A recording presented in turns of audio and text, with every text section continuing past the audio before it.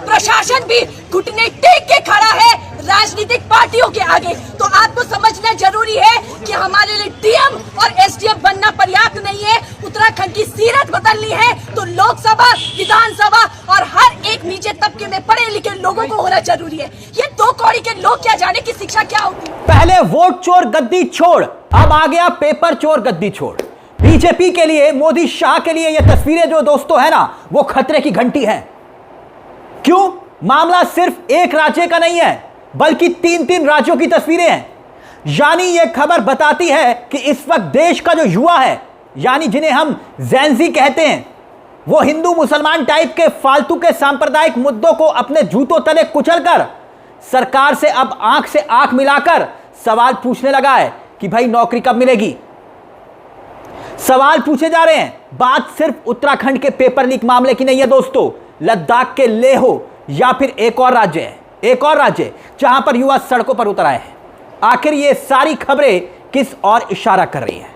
हमने कहा ना आपसे, 3 राज्यों की तस्वीरें आपके सामने हम रखेंगे, लेकिन क्या जो बीजेपी हिंदू मुसलमान की राजनीति पर पूरे चुनाव को लड़ती है, पूरे एजेंडे के इर्द गिर्द हिंदू मुसलमान सांप्रदायिक राजनीति, अब सत्ता हासिल करने का एक फॉर्मूला, और वहीं युवा बता रहे हैं कि वो इस राजनीति में अपने भविष्य को बर्बाद अब नहीं होने देंगे। सबसे पहले उत्तराखंड की ये तस्वीरें देखिए दोस्तों। हम ये बात हवा में नहीं कह रहे, जानते हैं ये बवाल हुआ तो हुआ क्यों उत्तराखंड की तस्वीरें पूरा देश देख रहा है।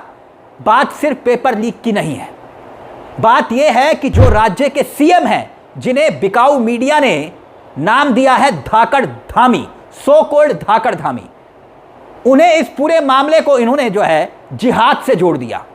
बस उनके इस बयान के बाद युवा सड़कों पर उतर आए और ज्यादा आक्रोशित हो गए। यानी बात पेपर लीक की थी, जिहाद का शब्द दे दिया। पहले लव जिहाद, फिर लैंड जिहाद, फिर थूक जिहाद, और अब आ गया धामी के द्वारा नकल जिहाद। यानी धामी जी इस आंदोलन को समझ नहीं पाए। युवा समझा रहे हैं कि रामनवमी के जुलूस में, मस्जिदों के बाहर डीजे बजाने में या फिर हर मस्जिद के अंदर मंदिर खोजने में अब वो उलझेंगे नहीं।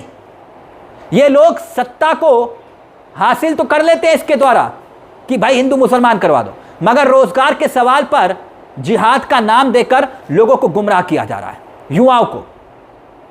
सिर्फ उत्तराखंड ही नहीं, उसके बाद लेह और अब एक और राज्य है जहां पर देश का युवा सड़कों पर है। यह राज्य वैसे कांग्रेस शासित राज्य है दोस्तों। कर्नाटक के धानवाड़ा का हमने जिक्र किया, वीडियो देखिएगा, ये तस्वीरें देखिएगा। यहां मसला सिर्फ जेनजी का है जो सड़कों पर उतरकर अब बिल्कुल सिरे से खारिज कर रहे हैं धर्म की राजनीति को। यहां भी मांग हो रही है सरकारी नौकरियों की भर्ती की, वहां देरी हो रही है। कहा कि तुरंत नौकरी दीजिए, देरी को बंद कीजिए, परीक्षाएं होनी चाहिए। युवाओं को दिक्कत हो रही है क्योंकि विभागों में पद खाली पड़े हैं।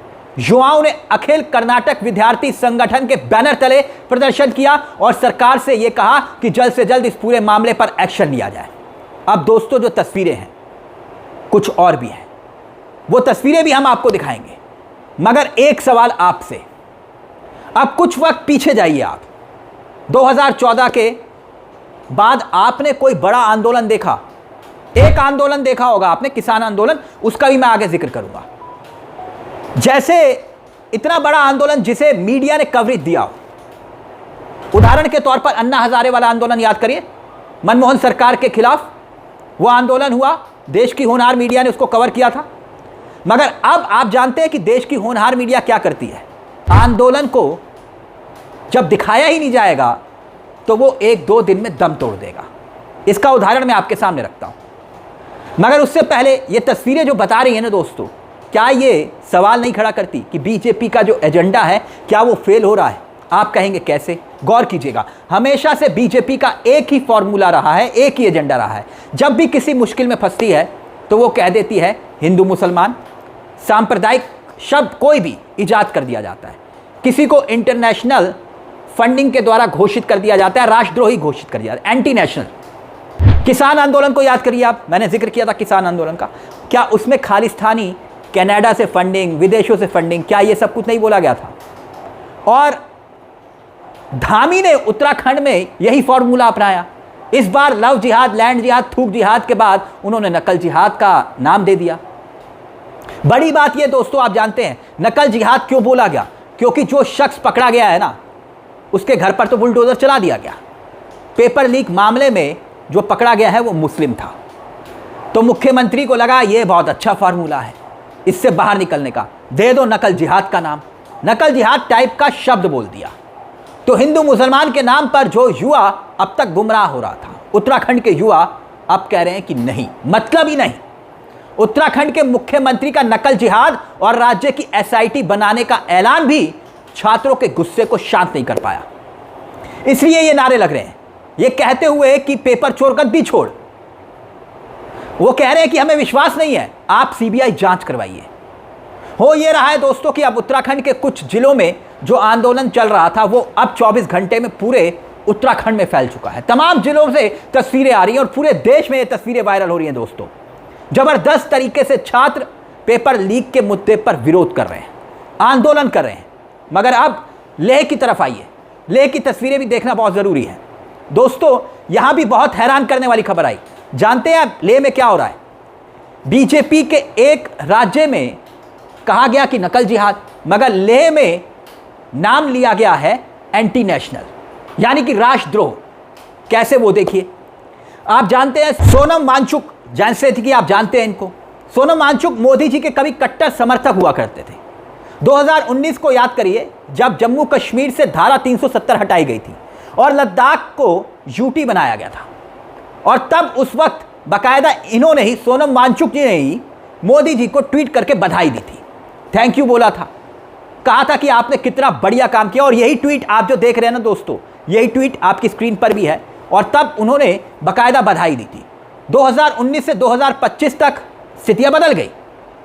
अब जो युवा है उसे यह महसूस हुआ कि भाई लेह में हमें ठग लिया गया, जो वादा उनसे किया गया था वो वादा पूरा नहीं हुआ, इसलिए प्रदर्शन हुआ। यहां तक कि बीजेपी का कार्यालय तक फूंक दिया गया, बीजेपी का जो दफ्तर था लेह वाला वो फूंक दिया था।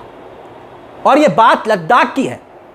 हम जानते हैं कि डेमोग्राफी के हिसाब से वहां पर पूर्ण राज्य का दर्जा मिलना बहुत मुश्किल है, लेकिन दोस्तों समझाने का भी एक तरीका होता है। बहुत लंबे अरसे से आंदोलन हो रहा है, किसी ने गंभीरता से नहीं लिया। अब क्योंकि लद्दाख का सबसे प्रमुख चेहरा है सोनम वांगचुक, और बाकायदा जब वो मोदी जी के साथ थे तो तालियां बजती थी, मोदी जी की तारीफ करते थे तो तालियां बजती थी, उनके ऊपर 3 इडियट फिल्म बनी तो तालियां बजी। मगर अब वो सरकार के खिलाफ आंदोलन करा जब से उन्होंने, वो भी शांतिपूर्ण तरीके से, तो उनके ऊपर जांच बिठा दी गई। उन्हीं के ऊपर बताइए, उनके एनजीओ का लाइसेंस कैंसिल कर दिया गया। सीबीआई जांच अब कर दी है, ईडी ने एंट्री मार दी है, और पिछले 24 घंटे में गोदी मीडिया ने उनको लेकर एक नैरेटिव चलाना शुरू कर दिया है।